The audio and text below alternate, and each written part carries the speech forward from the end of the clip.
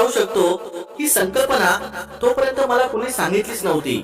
नंतर मी फायनान्स संदर्भात वाचन चालू केले आणि मग मला समजले की आपल्याला भविष्य काळात फायनान्शियल फ्रीडम पाहिजे असेल तर आपल्याला पैशाला कामाला लावावेच लागेल, नाहीतर मरेपर्यंत मला कामच करावे लागेल। आजच्या व्हिडिओमध्ये मी तुम्हाला पैशाला कामाला लावायचे म्हणजे पैसे गुंतवणुकीचे 10 मार्ग सांगणार आहे।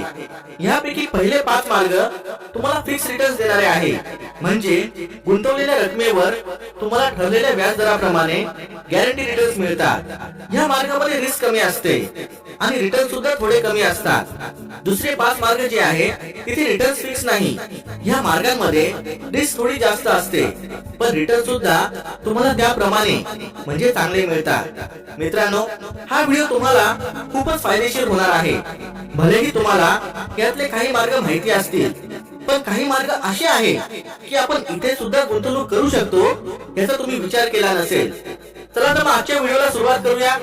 सर्वात आधी बघूया फिक्स रिटर्न्स देणारे 5 मार्ग। पहिला आहे फिक्स डिपॉझिट म्हणजे एफडी। सर्वसामान्य लोकांमध्ये एफडी हा सर्वात आवडीचा गुंतवणुकीसाठी पर्याय मानला जातो। एफडी मध्ये गुंतवणूक करताना तुम्हाला सुरुवातीला समजते की मॅच्युरिटी अमाउंट किती मिळणार आहे। मॅच्युरिटी अमाउंट म्हणजे तुम्ही एफडी मध्ये गुंतवलेल्या रकमेचा कालावधी संपल्यावर तुम्हाला मिळणारी एकूण रक्कम। एफडी चे काही नियम आहे, जसे की एफडी मध्ये गुंतवणुकीसाठी सर्व रक्कम एकसाथ भरावी लागते। तुम्ही कमीत कमी 1000 रुपयाची एफडी काढू शकता। 1000 रुपयाच्या वर तुम्ही कितीही रक्कम एफडी मध्ये टाकू शकता, त्याला कुठलीही मर्यादा नाही। कमीत कमी 7 दिवस ते जास्तीत जास्त 10 वर्ष या कालावधीमध्ये तुम्ही एफडी काढू शकता। एफडी चे सध्याचे वार्षिक व्याजदर हे 3 ते 7% इतके आहे। तुम्ही जेवढा जास्त कालावधी एफडी साठी निवडाल तितका तुम्हाला जास्त व्याजदर मिळतो। कुठलीही एफडी तुम्ही 5 वर्षांच्या वर ठेवली की तुम्हाला आयकर विभाग एटीसी मध्ये टॅक्स बेनिफिट घेता येऊ शकतो। 5 वर्षांच्या वर केल्या जाणाऱ्या एफडी वर आपण कर्ज सुद्धा घेऊ शकतो। एफडी तुम्ही कुठल्याही नॅशनलाइज्ड बँकेमध्ये किंवा पोस्ट ऑफिस मध्ये काढू शकता। दुसरा फिक्स रिटर्नचा मार्ग आहे रिकरिंग डिपॉझिट म्हणजे आरडी। ज्या लोकांना एफडी मध्ये एकदम मोठी रक्कम भरणे शक्य नसते अशी लोक आरडी म्हणजे रिकरिंग डिपॉझिट हा पर्याय निवडतात। आरडी मध्ये तुम्ही दर महिन्याला थोडे थोडे पैसे टाकून तुमची गुंतवणूक करू शकता। बऱ्यापैकी एफडी आणि आरडी चे नियम सारखेच आहे, फक्त काही नियम वेगळे आहे। जसे की आपण कमीत कमी 100 रुपयांपासून आरडी करू शकतो। आरडीचा कालावधी हा 6 महिने ते 10 वर्ष इतका असतो। आरडीचे व्याजदर 2.5 ते 5.5% इतके असते। एफडीच्या तुलनेत आरडीचा व्याजदर थोडा कमी असतो।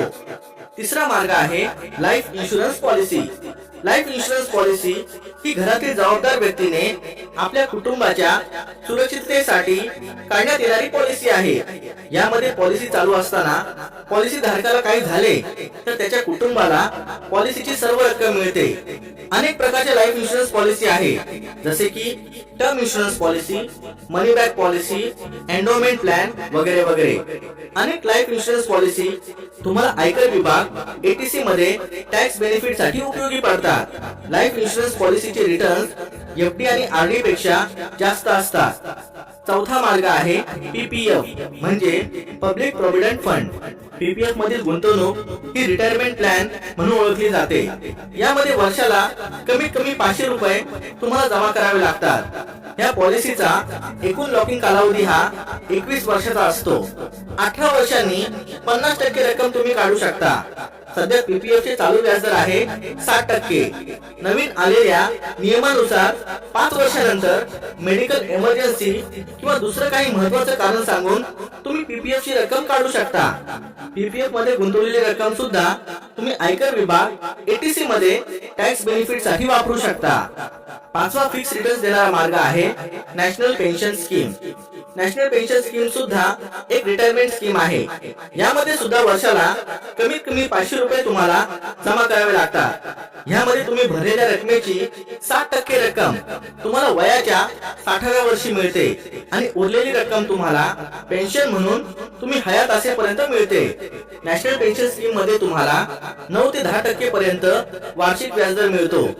60 वर्षाच्या आत जर तुम्हाला काही झाले तर जमा झालेली रक्कम आणि त्यावरील व्याजदर तुमच्या परिवाराला मिळते. एनपीएस मधील रक्कम सुद्धा तुम्ही आयकर विभाग एटीसी मध्ये टॅक्स बेनिफिट साठी वापरू शकता. मित्रांनो, हे फिक्स रिटर्न्स देणाऱ्या मार्गांमध्ये व्याजदर कमी असल्यामुळे अपेक्षित एवढे रिटर्न्स मिळत नाही. दुसरीकडे इन्फ्लेशन म्हणजे महागाई सुद्धा वाढत चालली आहे. पण तुम्हाला रिस्क घ्यायची नसेल तर तुमच्यासाठी हे मार्ग चांगले आहे, कारण इथे तुमचे पैसे सुरक्षित असतात. आता आपण नॉन फिक्स रिटर्न्स मार्ग कोणते ते बघूया.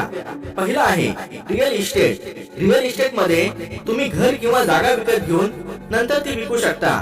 रिअल इस्टेट मध्ये केलेली गुंतवणूक ही किती प्रॉफिट देईल हे त्या जागेच्या भविष्यातील विकासावर अवलंबून असते. यामध्ये झाला तर खूप जास्त प्रमाणात फायदा होतो. असे पाहण्यात आले आहे की काही अपवाद सोडला तर जागेमधील गुंतवणूक ही प्रॉफिट कमवून देते, कारण जागा ही मर्यादित आहे आणि लोकसंख्या वाढतच चालली आहे. पण रिअल इस्टेट मध्ये गुंतवणूक करण्यासाठी खूप जास्त प्रमाणात रक्कम तुमच्याकडे असणे गरजेचे आहे. दुसरी आहे गोल्ड म्हणजे सोन्यामध्ये गुंतवणूक. आपल्या देशात अनेक लोक सोन्यामध्ये गुंतवणूक करण्याला प्राधान्य देतात. मागील 10 ते 12 वर्षात सोन्यामधील गुंतवणूकदारांना 200% पर्यंत प्रॉफिट झाला आहे. सोन्यामध्ये गुंतवणूक करताना सोन्याचे वळ किंवा सोन्याचे बिस्किट घेतलेले कधीही चांगले, कारण ते परत विकताना कुठलीही घट त्यामध्ये होत नाही आणि आपल्याला जास्त प्रॉफिट होतो. तिसरी आहे करन्सी म्हणजे चलन गुंतवणूक. करन्सी इन्व्हेस्टमेंट मध्ये कुठल्याही चांगल्या प्रगती करणाऱ्या देशाचे चलन कमी किमतीत विकत घेऊन त्याची किंमत वाढली की ते परत विकून तुम्ही खूप जास्त प्रॉफिट कमवू शकता. इथे जर तुम्ही ज्या देशाचे चलन घेतले आहे त्याची किंमत घसरली तर तुम्हाला तोटा सुद्धा होऊ शकतो. कुठल्याही फॉरेक्स एक्सचेंज मधून तुम्ही वेगवेगळ्या देशांचे चलन विकत घेऊ शकता. त्यासाठी फॉरेक्स एक्सचेंज काही शुल्क आकारत असतात. ही गुंतवणूक करण्याआधी आपल्याला परकीय चलनाचा चांगला अभ्यास करावा लागतो. चौथी आहे म्युच्युअल फंड. सध्या टीव्हीवर येणाऱ्या जाहिरातींमुळे म्युच्युअल फंड्स बद्दल लोकांमध्ये जागरूकता वाढली आहे. याचे कारण म्हणजे आपण म्युच्युअल फंड मध्ये आपल्या सोयीनुसार गुंतवणूक करू शकतो. जसे की लमसम म्हणजे एक साथ मोठी रक्कम गुंतवणे, दर महिन्याला थोडी थोडी रक्कम गुंतवणे ज्याला एसआयपी सुद्धा म्हणतात, किंवा टॅक्स वाचवण्यासाठी गुंतवणूक करणे. 500 रुपयांपासून तुम्ही म्युच्युअल फंड्स मध्ये गुंतवणूक करू शकता. तुम्हाला म्युच्युअल फंड या विषयावर सविस्तर व्हिडिओ हवा असेल तर मला कमेंट मध्ये सांगा. पाचवा नॉन फिक्स रिटर्न्स देणारा मार्ग आहे शेअर मार्केट. एक्सपर्ट लोकांचं म्हणणं आहे सर्व गुंतवणुकींपेक्षा सर्वात जास्त प्रॉफिट कमवून देण्याची क्षमता शेअर मार्केट मध्ये आहे, पण सर्वात जास्त रिस्क सुद्धा शेअर मार्केट मध्येच आहे. अशी अनेक उदाहरणे आहेत जे शेअर मार्केटमुळे अब्जाधीश झाले आहेत, जसे की राकेश झुंझुनवाला, राधाकिशन दमानी.